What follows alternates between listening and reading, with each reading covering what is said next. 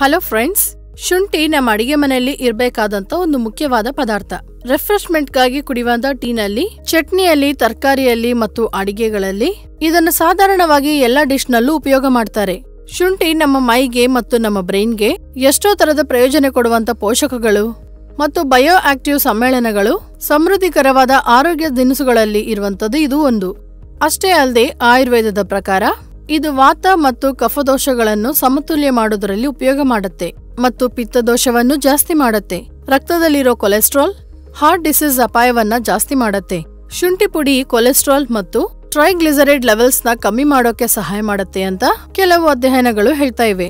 ಕೆಲವರು ಮಾಡಿರುವಂತ ಪರಿಶೋಧನೆಗಳಲ್ಲಿ ಪ್ರತಿದಿನ 3 ಗ್ರಾಮ್ ಶುಂಠಿ ಪುಡಿನ 45 ಡೇಸ್ ವರೆಗೆ ತಗೊಳ್ಳೋದ್ರಿಂದ ಕೊಲೆಸ್ಟ್ರಾಲ್ ಸ್ಥಾಯಿಗಳು ತುಂಬಾ ಅದ್ಭುತವಾಗಿ ಇಳಿದಿದೆ ಅಂತ ಕಂಡಿದ್ದಾರೆ. ಶುಂಠಿ ಜೀರ್ಣ ಸಮಸ್ಯೆಯನ್ನು ಕೂಡ ಕಮ್ಮಿ ಮಾಡುತ್ತೆ. ಇದು ಹೊಟ್ಟೆ ನೋವು ಮತ್ತು ದೀರ್ಘಕಾಲಿಕ ಅಜೀರ್ಣದಿಂದ ಬರುವಂತ ಅಸೌಕರ್ಯವನ್ನು ಕಮ್ಮಿ ಮಾಡುತ್ತೆ.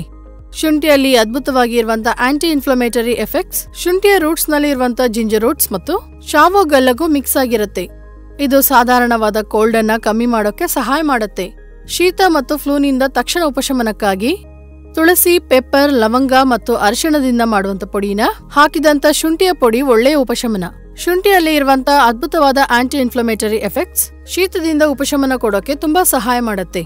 ಶುಂಠಿ ಪುಡಿ, ತುಳಸಿ, ಪೆಪ್ಪರ್, ಲವಂಗ ಮತ್ತು ಅರಿಶಿಣದ ಜೊತೆ ತಗೊಳ್ಳೋದ್ರಿಂದ ಕೋಲ್ಡ್ ಮತ್ತು ಫ್ಲೂನಿಂದ ತಕ್ಷಣ ಉಪಶಮನ ಪಡೆಯಬಹುದು. ಶುಂಠಿಯಲ್ಲಿ ಶಕ್ತಿವಂತವಾದ ಬಯೋ ಆಕ್ಟಿವ್ ಸಮ್ಮೇಳನಗಳು ಪುಷ್ಕಳವಾಗಿ ಇದೆ. ಇದು ನಮ್ಮ ಮೈಯಲ್ಲಿರೋ ಶುಗರ್ ಲೆವೆಲ್ಸ್ ನ ನಿಯಂತ್ರಿಸೋಕೆ ಒಂದು ಅದ್ಭುತವಾದ ಸಹಜ ನಿವಾರಣೆಯಾಗಿ ಕೆಲಸ ಮಾಡುತ್ತೆ. ಮುಖ್ಯವಾಗಿ ಇದರಲ್ಲಿ ಜಿಂಕ್ ಇರುತ್ತೆ.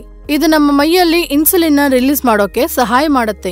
ಅದರಿಂದ ರಕ್ತದಲ್ಲಿ ಶುಗರ್ ಲೆವೆಲ್ಸ್ ನ ನಿಯಂತ್ರಿಸಬಹುದು.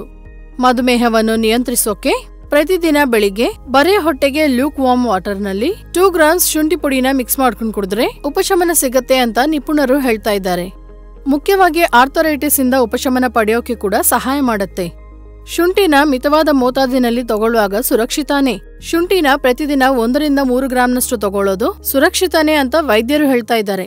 ಗಮನಿಸಿ, ಈ ವಿಡಿಯೋದಲ್ಲಿ ಕೊಟ್ಟಿರುವಂತ ಸಮಾಚಾರ ಯಾವುದೇ ವೈದ್ಯ ಚಿಕಿತ್ಸೆಗೆ ಪ್ರತ್ಯಾಮ್ನಾಯ ಅಲ್ಲ. ಹಾಗೆ ನಿಮ್ಮ ಆರೋಗ್ಯ ಪರಿಸ್ಥಿತಿಯ ಪ್ರಕಾರ ವೈದ್ಯರ ಹತ್ರ ಮಾತಾಡಿ ಈ ಸಲಹೆಗಳನ್ನ ಪಾಟಿಸಬೇಕು ಅಂತ ಮರಿಬಾರದು.